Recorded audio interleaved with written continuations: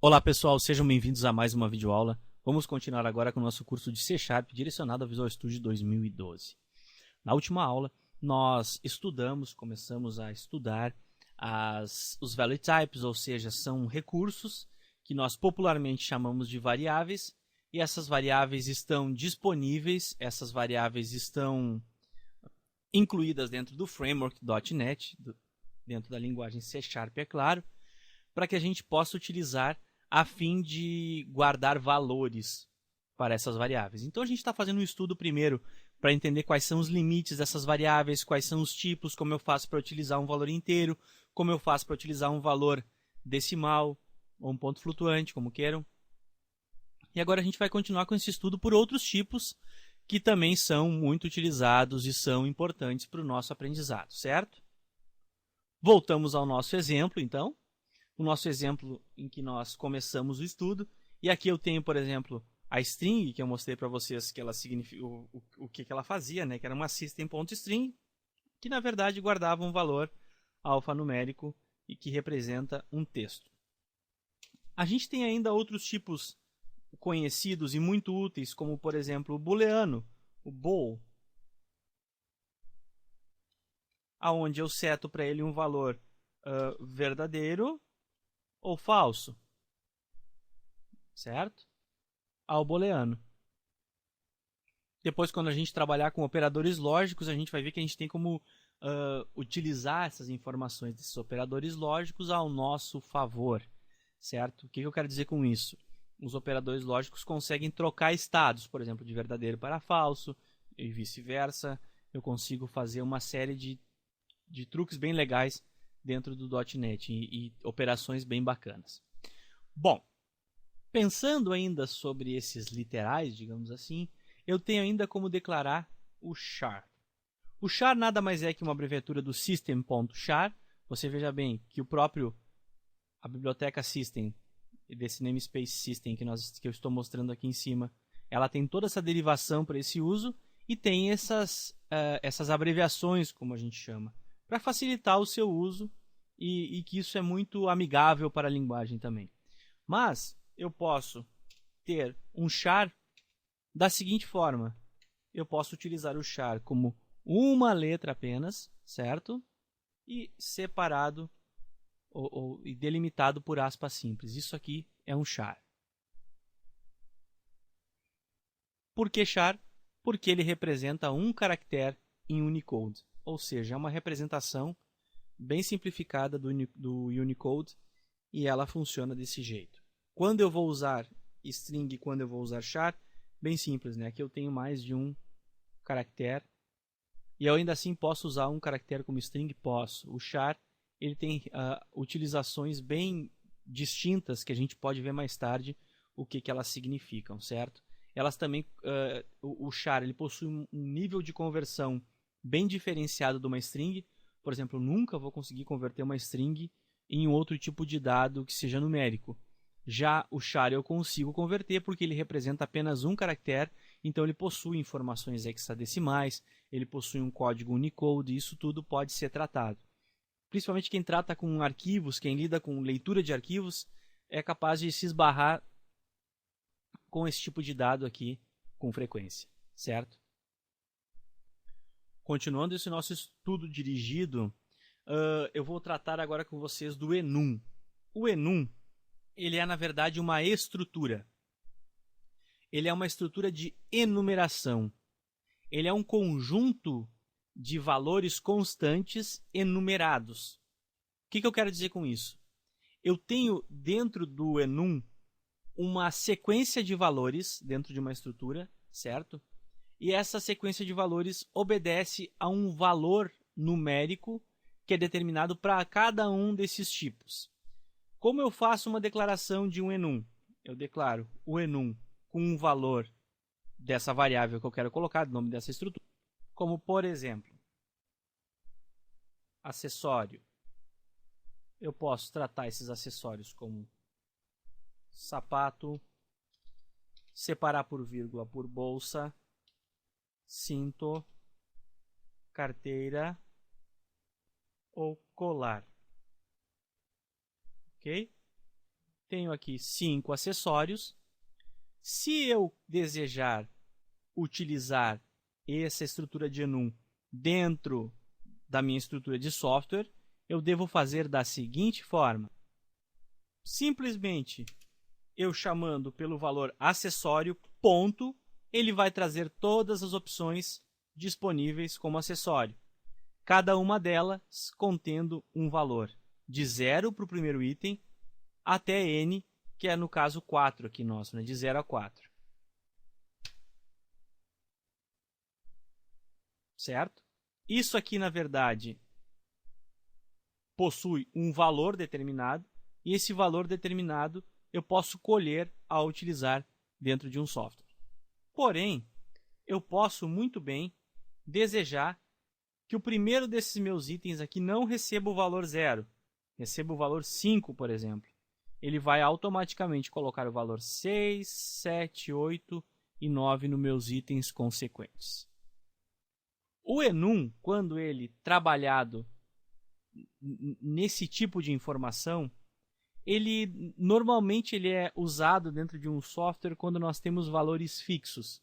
Ou seja, em todo software eu vou utilizar os mesmos valores para determinar sapato, bolsa, cinto, carteira e colar, acessório. Sendo assim, ele é muito utilizado, principalmente quando a gente quer representar informações que são fixas dentro de uma base de dados. O que ocorre? Você sabe que pela normalização de uma base de dados, se eu fosse ter uma tabela de produtos e um dos itens do produto seria acessório, eu não preciso criar uma tabela de acessório também para colocar cada um desses itens. Se eles sempre forem fixos e não se alterarem, eu posso muito bem criar um enum e fazer uma relação com esses dados da minha tabela. Para quem entende um pouco de software, consegue entender essa informação que eu estou passando. Quem não entende, é simplesmente uma referência que eu faço. Lembrando que se eu der um console writeLine aqui, você vai obter a seguinte informação ao rodar a aplicação. Ele vai printar o valor do enum, certo? Esse valor que é utilizado para comparações dentro de um software com muita frequência. Ou seja, quando eu vou comparar um valor que vem do banco, um valor que é digitado pelo meu cliente ou selecionado dentro de um componente, isso é muito utilizado. Porém, existem ocasiões que eu preciso fazer uma declaração, digamos assim, de valor, ou seja, eu quero utilizar o valor que está dentro de um enum. Como eu faço nesse caso? Para que isso possa acontecer, eu preciso fazer o que eles chamam de conversão explícita, também conhecida como cast. No cast eu declaro o valor de uma variável e eu coloco entre parênteses o tipo de variável que eu quero que ela responda, ou seja, eu quero que esse enum responda como um inteiro. Sendo assim, se eu utilizar aqui o acessório ponto sapato e eu mandar printar esse valor item, quando eu rodar esse aplicativo, ele vai então printar o valor referente ao sapato, que é 0. Assim como se eu colocasse um outro valor qualquer aqui, ele iria printar o relativo, certo? Que é o index 2. Se eu trocar esse index aqui, ele vai respeitar essa minha ordem. Por que eu entrei nesse assunto aqui? Porque esses tipos de dados que nós estamos utilizando, eles possuem diversos tipos de conversões. Ou seja, eu consigo converter um tipo em outro de acordo com a natureza desse tipo de dado. Para alguns tipos de dados serem convertidos em outros tipos de dados, eu preciso de uma conversão. Eu posso fazer uma conversão implícita, ou seja, inteiro com longo, certo? Se eu tenho um valor, vamos colocar aqui embaixo, vou chamar de inteiro 1 aqui, igual a 10. E se eu fizer isso aqui, declarar um long i2 é igual a i1, ou seja, ele vai conseguir implicitamente, certo? Deixa eu colocar aqui, implicit conversion, conversão implícita. Ele consegue implicitamente transformar esse dado i1 para o i2, porque são compatíveis, ou seja, eu tenho aqui um int 32 com um int 64. você consegue ver que um está incluso no outro, são tipos semelhantes. Então eu posso fazer uma inclusão implícita. Eu tenho outros tipos de dados que não aceitam essa modificação implícita. Por exemplo,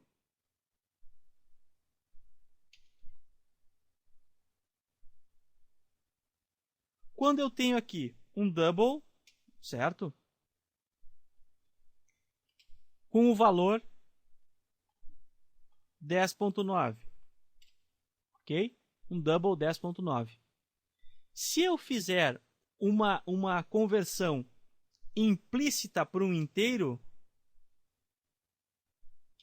vou colocar igual a D1 aqui, o que vai acontecer? Ele não vai conseguir converter implicitamente esse tipo no outro. Por quê? Existe uma diferenciação. Eu não posso tratar um double que tem um ponto flutuante aqui, certo? Como um inteiro. Para isso, eu preciso de uma conversão. E aí, a conversão ainda existem dois tipos diferentes. Uma delas é o cast, como eu mostrei anteriormente. Eu estou fazendo um cast, então, entre parênteses, eu coloco o tipo de dado resultante que eu quero, e ele vai conseguir sim fazer essa conversão. Já assumiu a mensagem de erro aqui. Veja bem, eu tenho então uma conversão implícita, que significa que eu posso utilizar um dado, como outro tipo de dado que possui uma semelhança muito grande, ou eu faço uma conversão explícita, que é muito comum em desenvolvimento .NET, que é eu ter esse tipo de approach.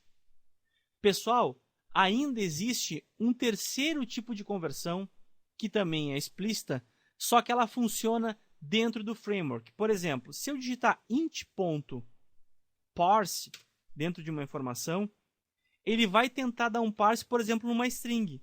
Se eu tenho 200 aqui, o número 200, em forma de string, ele consegue dar um parse nessa informação dessa forma. Ou seja, o meu framework, eu preciso estudar um pouco ele, porque ele tem esse tipo de tratativa. Por exemplo, o int tem o try_parse, que ele tenta fazer um parse e retorna um booleano ainda, veja bem. Eu tenho como retornar um booleano para verificar se ele conseguiu converter essa informação. Ainda por cima, eu tenho um tipo out, que a gente vai ver o que é, que eu retorno o resultado daquela minha conversão. Então, as conversões, eu vou deixar isso até comentado aqui, para que vocês possam estudar depois. As conversões, elas estão por toda parte, eu vou utilizá-las bastante em .NET. O que acontece? Eu preciso entender como o meu framework trabalha para essas conversões, entende? Aonde eu busco essas informações? Dentro da documentação oficial do MSDN, eu encontro esse tipo de informação no que é possível converter o quê. Então, se você procurar pelo MSDN Microsoft e fizer uma busca pelo C# Programming Guide, eu abri ele aqui na tela, dentro desse endereço você consegue todas essas informações de conversão, certo? Esse material aqui é o material oficial de nossa aula, que é o material oficial da Microsoft, que a gente vai utilizar durante todo o nosso curso, certo? É claro, eu vou mudar os exemplos, não serão os mesmos, eu vou pular algumas informações que não são tão relevantes, para que o curso não fique muito extenso, mas enfim, a programação é essa aqui, certo? Sendo assim, a gente continua. Eu tenho como conversão, certo? Eu tenho até o system.convert, que ele também tem uma série de informações que ele utiliza para conversão. Como, por exemplo, se eu quero converter alguma coisa para int32, ele consegue converter de booleano para byte, de byte, de char, de datetime. Eu tenho uma série de conversões possíveis. Eu vou deixar esses objetos aqui declarados, certo? Para que vocês possam pesquisar a respeito. Não vou passar por todos eles agora, porque o próprio curso, na sua evolução, vai tratar dessas informações e vai conseguir passar para vocês essas informações que eu estou dando agora. Tá? Então não vai ser algo exclusivo do nosso momento de desenvolvimento, certo? Eu ainda tenho, por último, alguns tipos de conversão, de conversão de formas diferentes, ou seja, que podem vir de um helper, por exemplo, de um wrapper definido, mas isso a gente vai ver mais adiante no curso. Para quem tem mais experiência e está fazendo esse curso para tentar aprender alguma coisa nova, existe sim algumas outras formas da gente realizar conversões. Eu não vou mostrar todas agora, eu vou mostrar as principais que possuem, são essas aqui. Com essas vocês já podem ir adiante no estudo e ir procurando essas informações. Como, por exemplo, eu sempre vou ter, por exemplo, dentro de um long, eu tenho sempre o parse e o try parse. Aqui eu posso buscar comparações desses valores, posso sim utilizar isso, mas é sempre assim, dentro de um tipo definido, eu tenho sempre um método para me auxiliar na conversão desses dados. Mas eu preciso sempre prestar muita atenção nos dados que eu estou utilizando para que eu não fure o meu software, né? Ou seja, normalmente se eu vou ter um booleano para colocar verdadeiro ou falso em alguma condição, é melhor eu não utilizar um int ali de 0 ou 1, né? É melhor utilizar um booleano mesmo, que é um tipo próprio para aquilo. Isso tende a me ajudar muito no desenvolvimento e eu posso ter problemas com isso no decorrer desse desenvolvimento. Certo, pessoal? Na próxima aula a gente continua com esse assunto, então. Por enquanto é isso. Muito obrigado e até logo. Valeu!